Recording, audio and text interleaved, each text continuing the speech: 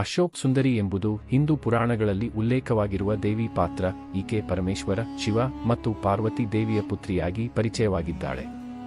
ಇದರ ಬಗ್ಗೆ ಪ್ರಮುಖ ಕತೆ ಶಿವಪುರಾಣದಲ್ಲಿ ದೊರೆಯುತ್ತದೆ.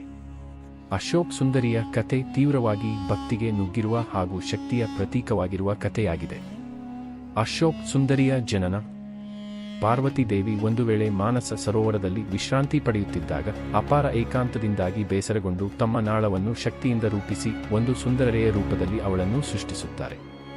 ಹೇಗೆ ಅಶೋಕ್ ಸುಂದರಿ ಎಂಬ ಹೆಸರು ಇಡಲಾಗುತ್ತದೆ. ಅಶೋಕ್ ಎಂದರೆ ದುಃಖವಿಲ್ಲದ ಮತ್ತು ಸುಂದರಿ ಎಂದರೆ ಸುಂದರ. ಅಶೋಕ್ ಸುಂದರಿಯ ವರ. ಅವಳು ಮಹಾವೀರನಾದ ನಹುಷನನ್ನು ವರಿಸಿಕೊಳ್ಳುತ್ತಾಳೆ. ನಹುಷನು ಚಂದ್ರವಂಶದ ಮಹಾನ್ ರಾಜನಾಗಿದ್ದ. ನಂತರದಲ್ಲಿ ಅವನು ದೇವೇಂದ್ರನ ಸ್ಥಾನವನ್ನು ಪಡೆಯುತ್ತಾನೆ. ನಹುಷ ಮತ್ತು ಅಶೋಕ್ ಸುಂದರಿಯವ.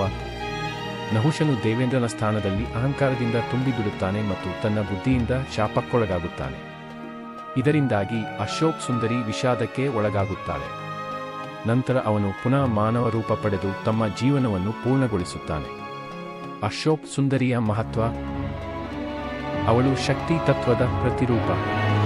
ಕೆಲವು ಪುರಾಣಗಳ ಪ್ರಕಾರ ಅಶೋಕ್ ಸುಂದರಿಯ ಪುತ್ರನು ಯಯಾತಿ ಎಂಬ ಮಹಾರಾಜನಾಗುತ್ತಾನೆ.